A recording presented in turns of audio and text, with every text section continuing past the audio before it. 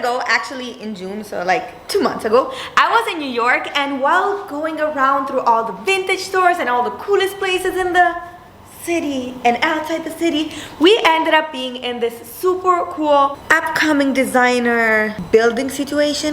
And instead of falling in love with one of the clothes, I obviously fell in love with one of the pieces of furniture, and it was this one.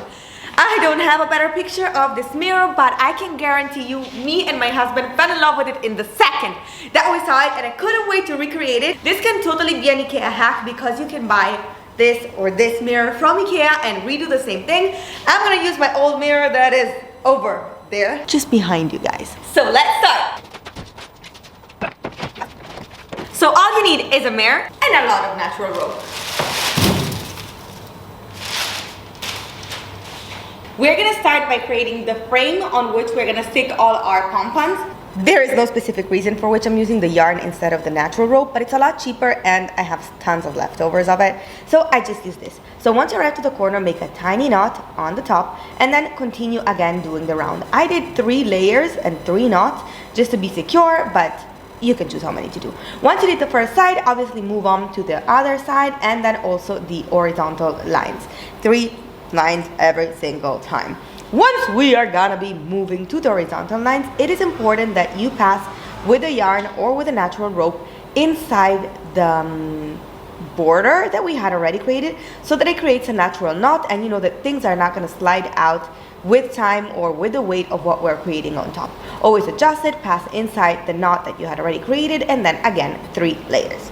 I don't know if you know how to make a pom-pom, but I literally just learned it on YouTube. Normally you just get a hand, wrap it around your hand, and then cut it. But we want a huge one, so I'm gonna use the same identical technique around the book. Let me show you. This is gonna be literally our entire tutorial because all we're making is creating pom-poms.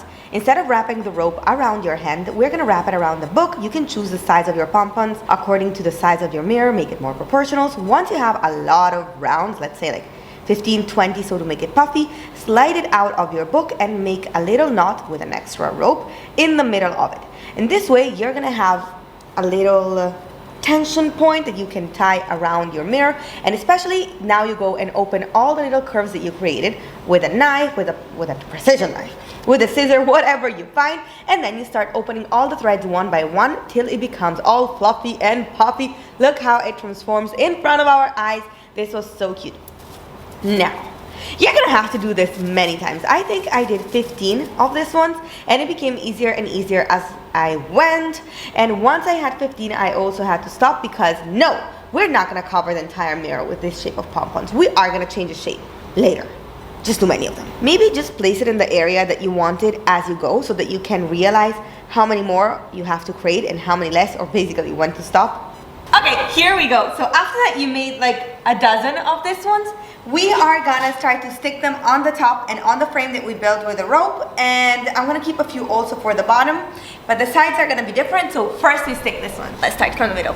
As you can see, the knot that we created is not useful only to keep in shape our pom-poms, but also it's our secret weapon to tie it to our mirror. We're basically gonna take the 2 strings that are extra and we're gonna wrap it around the base creation structure that we had created around the mirror before. You just make a little knot, pull it as tight as possible, and then you move forward with also all the other ones.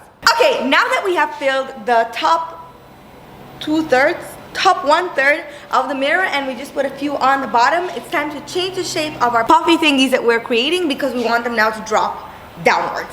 I'm gonna show you how to do that.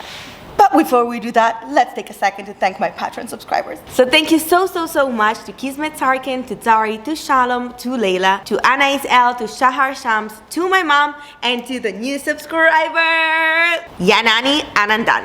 Thank you. Puffy thing number 2. In this case, we do not want to create 2 bow ends to this yarn. We want to do it only on one side, so we're gonna wrap it all so that it stays on the top, and we're gonna tie our knot also all the way to the top, so leaving only like 3, 4, centimeters on the top and all the rest of the puffiness on the bottom. At this point, we're gonna open the bottom part, but leave the roundness on the top, so do not open those edges. We're again gonna have to do this many times. Place it on your mirror to understand how many. I think I had 20 of these ones, and yeah, look how many I had. Once you're finally done with them, you use the same technique, so the rope that you used to tie the knot on top of it, you're also gonna use it to make the knot on the frame that we created on the mirror. It's super easy. Go around it, tie it very tight, and it's safe.